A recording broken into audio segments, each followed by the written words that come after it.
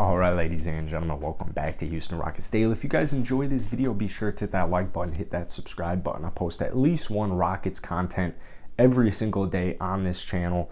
Try and hit 1,000 subs by the end of the year. So if you guys are new here, be sure to hit that subscribe button. The Rockets are on a nice little 6-game winning streak. If you want to watch my post-game recap, go ahead, check that out. I posted it last night after the game.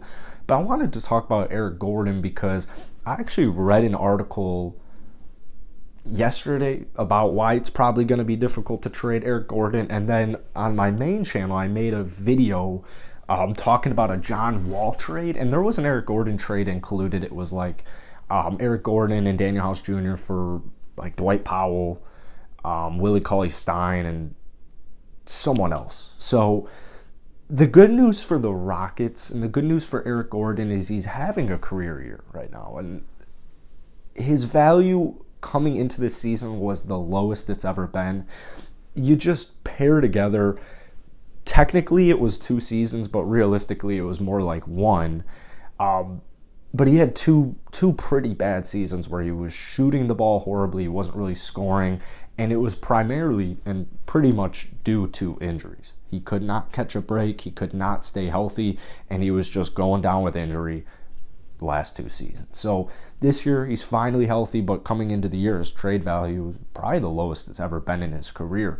The good news, he's shooting lights out right now. I mean, he's averaging 14.1 points per game, which doesn't seem too crazy, but he's only averaging 14 points, but he's also got 2.5 turnovers per game. Haven't really seen a statistic like that since what year is this? 2012 on the New Orleans Hornets. So the good news, however, though, despite the 2.5 turnovers, is he's shooting 47% from the field and he's shooting 43% from downtown. Now, heading into this season, after the first 10 or so games this season, Eric Gordon was shooting like 53% from downtown. So he's come this season with an improved jump shot, with an improved three-point shot. But the best part is he's not chucking up shots. What did he average last year? 3-pointers, 8 threes. In the last 2 years, he averaged 8 threes per game. This year, he's only averaging 5. He's also taken about 3 less shots per game. Hasn't done that since like the Pelicans days. So at least like 6-8 years ago.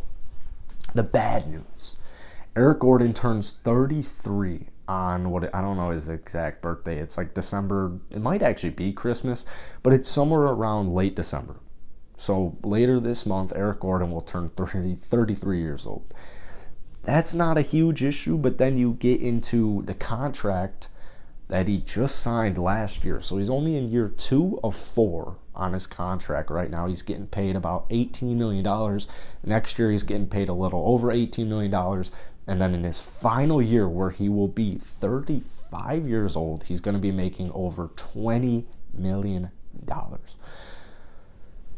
Ideally, a contending team sees this and they're like, we need Eric Gordon, a team like the Phoenix Suns.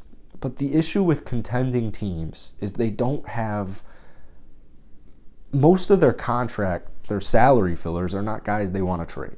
Like using the Suns as an example, they're not trying to trade Cameron Johnson. They're definitely not trying to trade Cameron Johnson for Eric Gordon unless things were absolutely desperate. Maybe Devin Booker was out for the whole year, but even if like Booker missed the whole season, I still don't see the Suns wanting to trade a piece like Cameron Johnson for a little rental in Eric Gordon. So if you ask me, unless Eric Gordon starts averaging like over 15 points per game this season, which he might have an opportunity right now because KPJ, he might miss not an extended period of time, but he might miss a week or so, a couple of games. I still just think it's going to be really hard for this Rockets team to figure out a trade for Eric Gordon. What I think ends up happening is I think he finishes the year with the Rockets, and then honestly, I bet they end up buying him out at one point. At some point in the season next year, I believe that the Rockets might just bite the bullet and buy out Eric Gordon. Obviously, that's just my guess. That's just a hypothetical. I could also see a contending team getting another contending team or another rebuilding or just getting a rebuilding team and trying to work out a three-way trade. Because right now the Houston Rockets, they're not really even looking for crazy return on Eric Gordon.